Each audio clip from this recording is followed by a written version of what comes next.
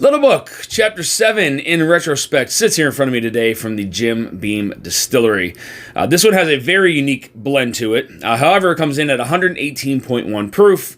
MSRP on this one is about $150. It's non-age stated. However, there are undisclosed percentages of blends from 1 malt whiskey, 2 rye whiskeys, and 4 bourbon whiskeys. I have owned 2 other Little Books outside of this one, but I've been able to try every series of Little Books. Is this the best Little Book on the market? Let's find out.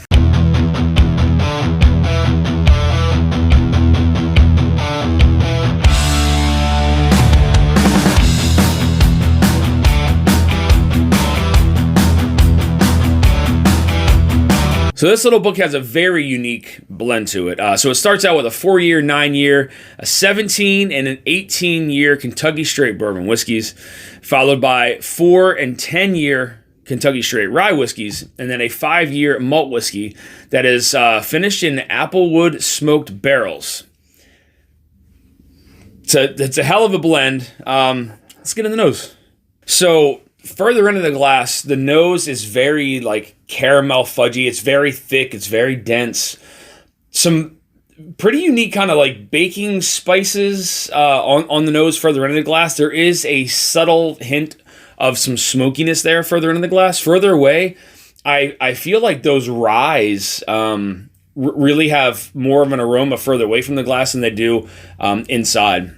Yeah, there is. It's just a very subtle kind of smokiness there further into the glass. Again, though, like further away, I do pull out some nutmeg there, some rye as well. That rye is definitely present further away, but that deep, rich kind of fudgy caramel note. It's almost like a sticky caramel. Let's get into the palate, guys. Cheers.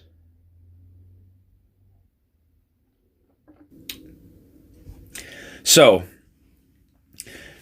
front of the palate, big burst of some fruits in there.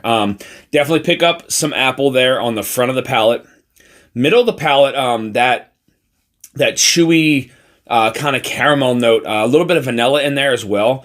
Really kind of sticking to the center of the palate. Surprisingly enough, I'm not getting a lot of that rye influence on here on the middle of the palate. The back of the palate is kind of where you get that like lingering kind of white pepper. Also some of that fudgy, like thick kind of caramel that's continues to flow down. Really nice first sip though. Let's get a second one. There's a lot going on in this one. That second sip changed a little bit. On the front of the palate, you do get again some of that apple. There's something else there too. Can't quite pick it out.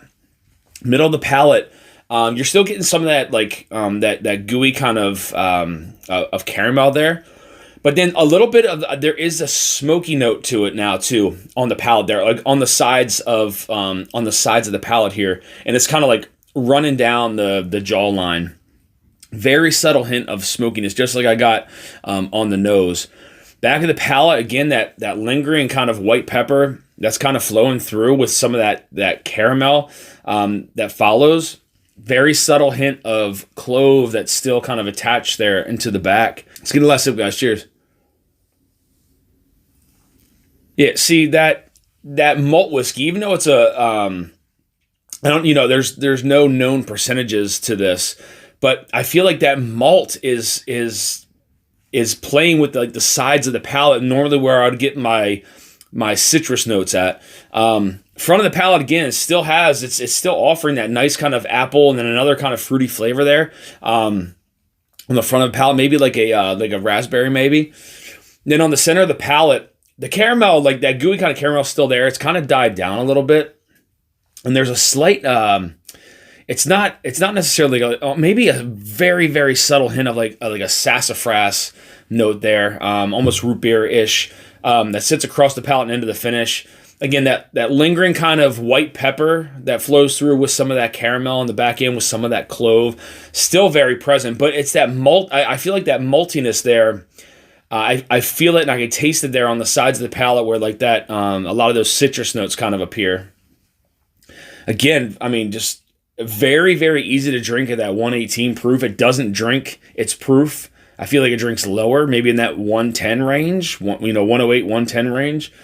This is a pretty damn good whiskey right here.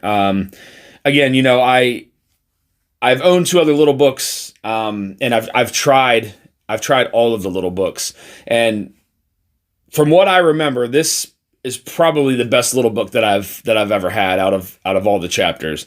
I feel like this one I feel like it's blended very well, but I feel like the flavor profile is just something that's a little different than what you get from the rest of those little books. This is something that is just seems like it's very experimental, but they did an amazing job with the blend, and there's some pretty high aged whiskeys in here as well. So hell of a job though here by Jim Beam. So I want to thank you guys for tuning into this episode of Dusty Dan's Whiskey Reviews. Little Book, Chapter 7 in the books, guys. This is a fantastic whiskey for those who have not tried it. I would definitely say if you had an opportunity at a bar to have a pour of this before you buy it, I would recommend it. However, I think a lot of people are really going to enjoy this one. It is something that is very different. It plays across the palate very well. It has a decent viscosity to it. It doesn't drink super hot at that 118 proof, but the flavors that you get on here are very, they show up very well across the palate. This one, I feel like as it kind of opens up, there's going to be some more flavors that kind of appear on here. So as this gets some air, I want to go back to it and see. But this may just land in my top 10 whiskeys so far this year. I think this is a very unique whiskey. I think the blend is, again, it's very experimental. A lot of different blends involved in this one. I'd love to know the percentages of what's involved in this whiskey. But either way, hell of a whiskey. Definitely glad I was able to get my hands on this one thanks to my buddy Joe Graves, guys. So again, Little Book, Chapter 7 in the books. If you guys want more reviews like this, hit that subscribe button, bell notification to be alerted of any upcoming reviews or live streams. You also find me on Instagram at Dusty Dan's Whiskey Reviews. Till next time, guys, stay dusty.